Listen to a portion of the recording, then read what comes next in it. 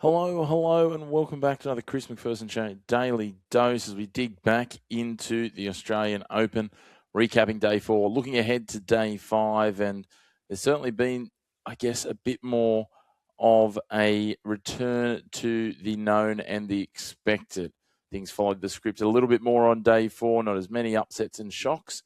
So we saw a lot of seeded players pushing through and a lot of outsiders bidding farewell to Melbourne Park for 2026. Of course, to stay up to date with all your tennis content, make sure to hit like on the video, hit subscribe as well on our channel down below.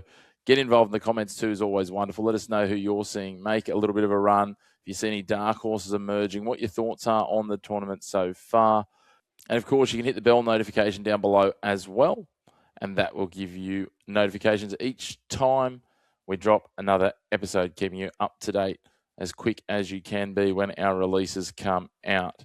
Now, today's episode is a little later, just due to a few clashes in scheduling. That means we can recap all of last night's action that wrapped up late in the night on Wednesday night. Speaking of that action, let's talk about the seeds and the key takeaways. Just one seed falling on day 4. That was Emma Raducanu, who went down to Anna Potapova in 2 sets while not a huge shock, we certainly thought Raducanu was in pretty decent form and probably some of the better form we've seen in recent slams, but it wasn't to be, going down 7-6, 6-2. The other thing to take away from seeded players in action yesterday was Alex Zverev, the 3rd seed, who he did win against Alexandre Mola, but it took him 4 sets and he had to overcome what looked like a bit of an ankle concern. So it's certainly something to watch as we develop and push forward into the 3rd round and beyond.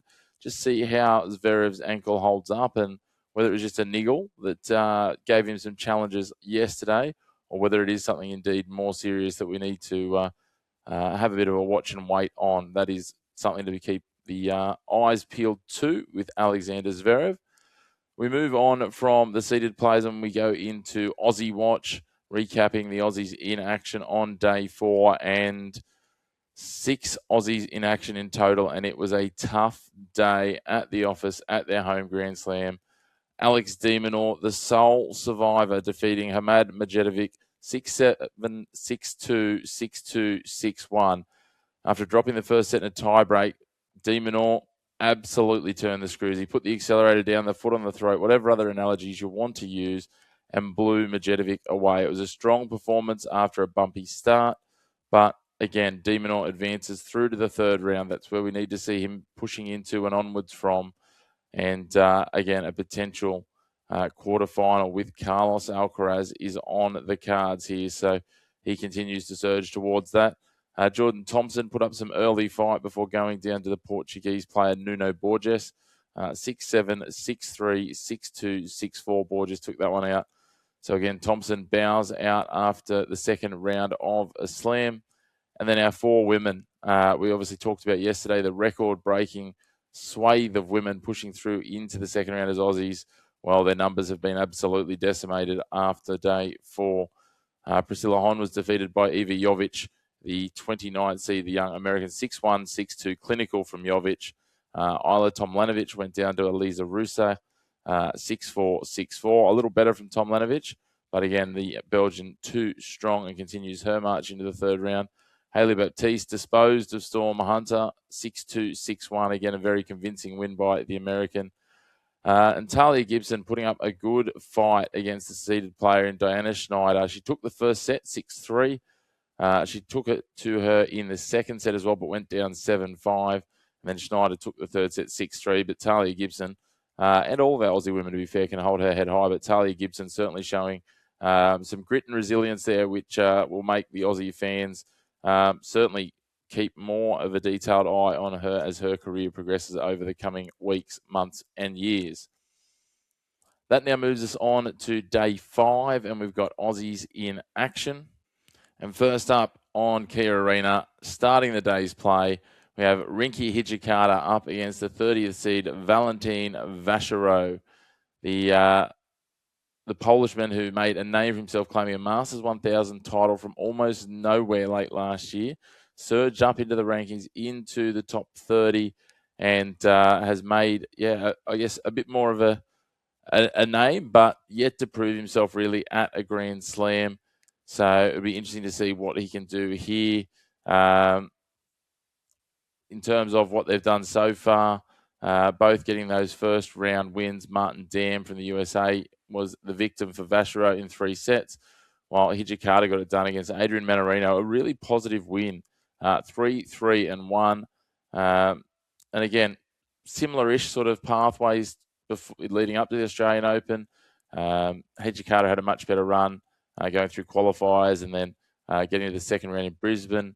Vachereau went out in the first round in Brisbane. Vachereau then got to the quarterfinals in Adelaide, where he lost to Davidovich Fokina. Hijikata also losing to Davidovich Fokina in Adelaide, but in the second round. So, not a lot between these two. When we have a look at their record, they've played once before. It was way back in 2021. Not a lot to take from that. Hijikata did get the win on the hard courts. But again, as I said, I'm not taking too much from that. When I look at these two, big differences in the rankings, but Hijikata a little younger. Vachereau, if we take away that one Masters 1000 run where he just went on a surge and a tear, probably not that much between them.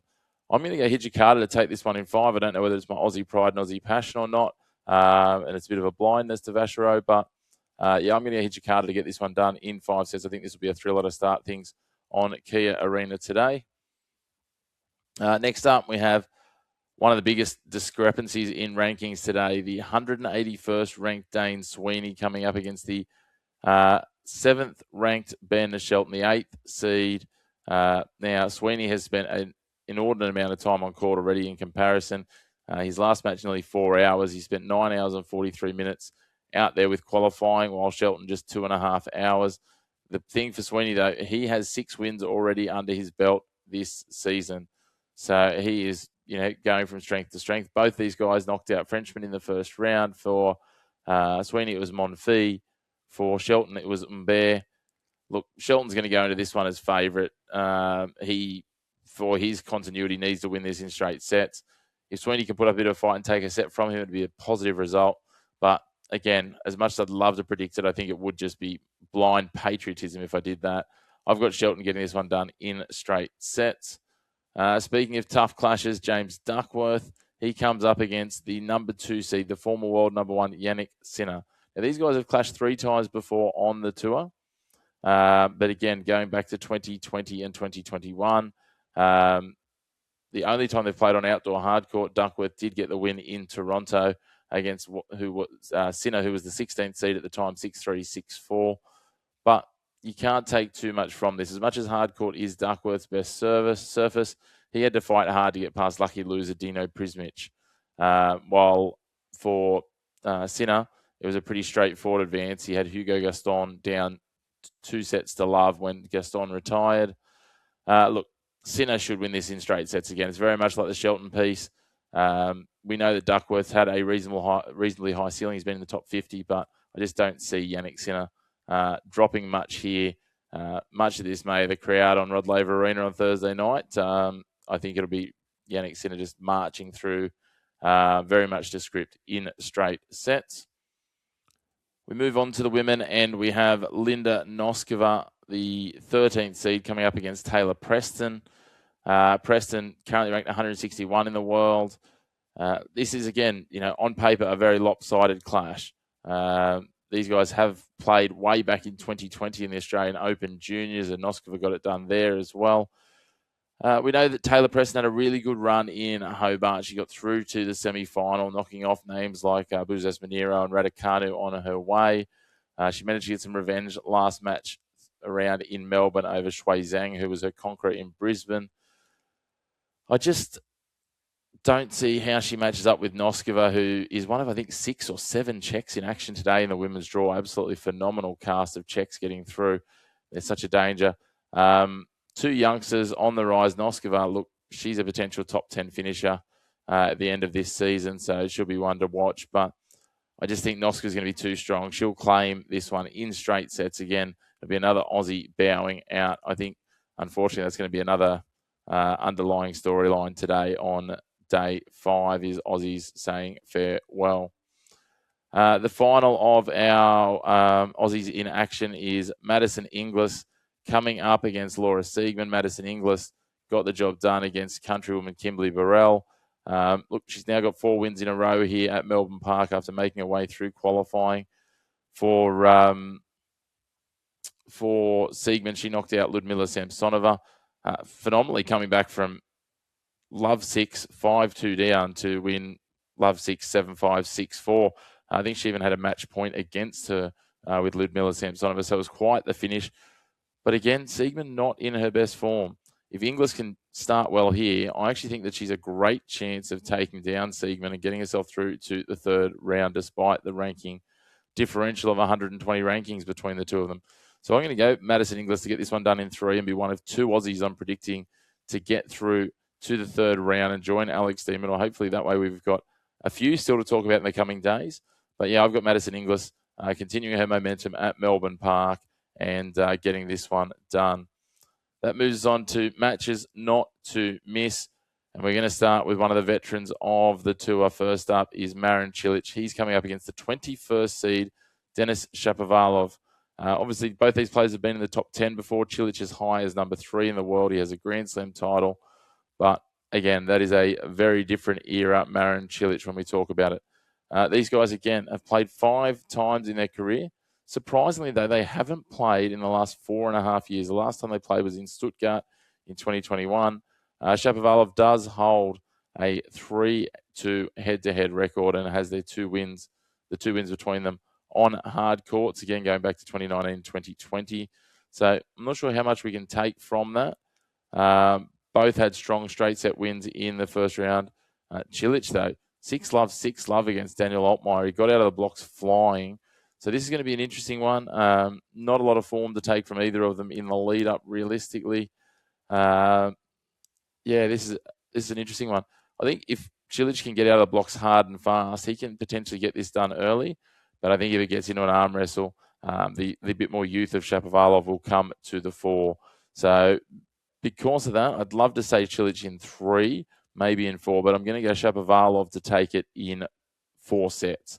I just think he'll be too strong. Maybe 5, but we'll lean towards 4 and extend that head-to-head record to 4-2. Next up, we have the real veteran of the Australian Open, Stan Wawrinka, former world number 3, also 3 Grand Slam titles, comes up against Frenchman Arthur Guy. Guy ranked 198 in the world, has had a really strong season. He won the Nemea Challenger. He's now worked through qualifiers here. He's managed to put together 9 wins on the trot so far this season.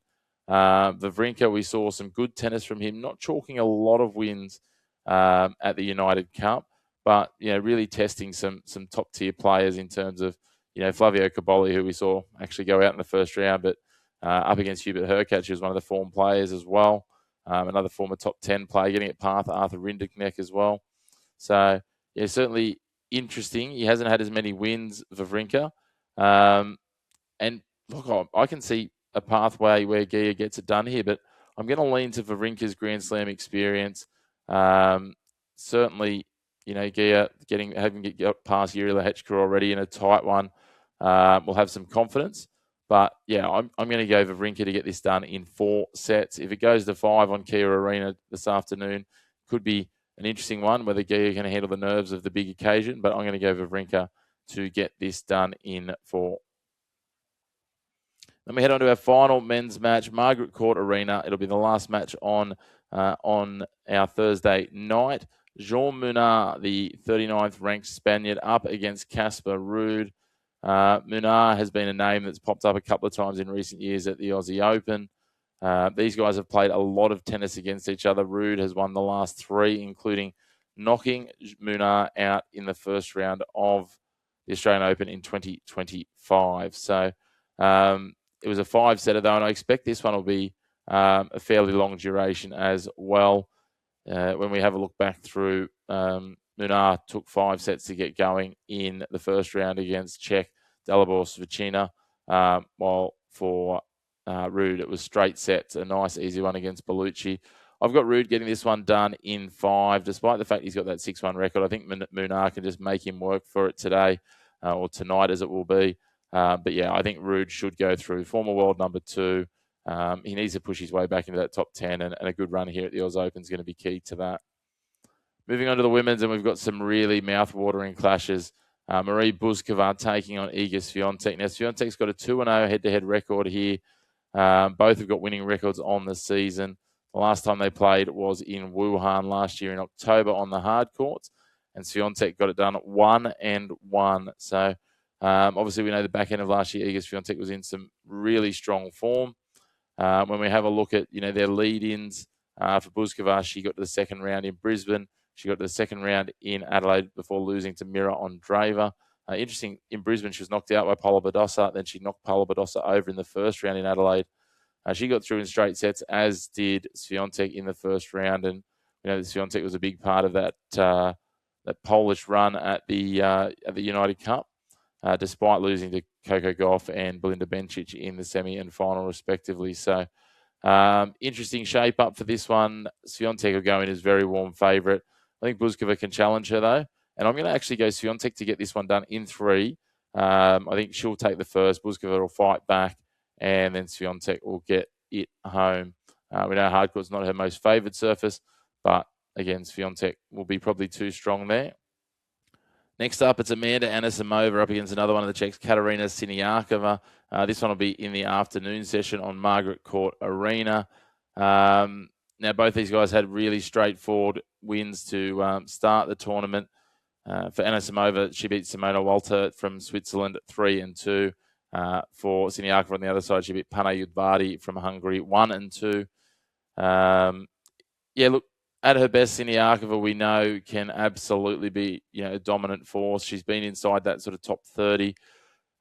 We haven't seen her back at her best in recent times, but this is going to be a very different matchup for her coming up against Anisimova. Look, Anisimova is looking to make her charge towards potentially a first Grand Slam title. She's been to a couple of Grand Slam finals. I expect that she'll make reasonably short work of Siniakova here. I think it'll be a good match. I think it might be something like maybe 6-4, 6-3, somewhere around there. Siniakova will create challenges for Anisimova, but Anisimova will be able to deal with them, break them down, and advance forward in straight sets into the third round and continue her march towards what I've tipped to be her maiden Grand Slam title. And finally, an all-American battle, the youngster Ashlyn Kruger. She's dropped back in the rankings to 62. She has been inside the top 30. She comes up against the defending champion, Madison Keys, the 9th seed here. Madison Keys had a bit of an up-and-down run to start the season, losing in the quarterfinals in Brisbane, losing in the quarterfinals in Adelaide as well, and then getting a 7-6, 6-1 win to start her tournament here over Alexandra Olyinkova from Ukraine, while for Ashlyn Kruger, a win over Sarah Bielek from the Czech Republic, 6-3, 6-3. I'll get there eventually with that one. Look, you would think Madison Keys should be far too strong, but Kruger can be an interesting player to come up against. She'll be up for this challenge against a countrywoman. I think she'll take it to Keys. I wouldn't be surprised to see it go to 3 sets, but I'm going to lean towards the power and expertise of Keys here on a hard court, which she knows only too well. And look, I think that she should get this one done in straight sets. This is the furthest that Kruger's ever made at the Australian Open, and I think her run will definitely end here. But that brings us to a close for our Oz Open Daily Dose today. As always, make sure to hit like on the video, hit subscribe on our channel. You can hit the bell as well down below, which will give you notifications each time we drop another episode. Stay tuned to the channel. Plenty more content coming to you. We have our Cricket Daily coming a little bit later on today. I have some live watch-alongs in the basketball tonight as well. So plenty of content coming thick and fast, and we'll be back for more tennis again late tonight or early tomorrow, depending on how the matches play out. So until then, a big thank you for you for tuning in for your home of the black and white sports. No grey opinions here, and we'll see you again soon.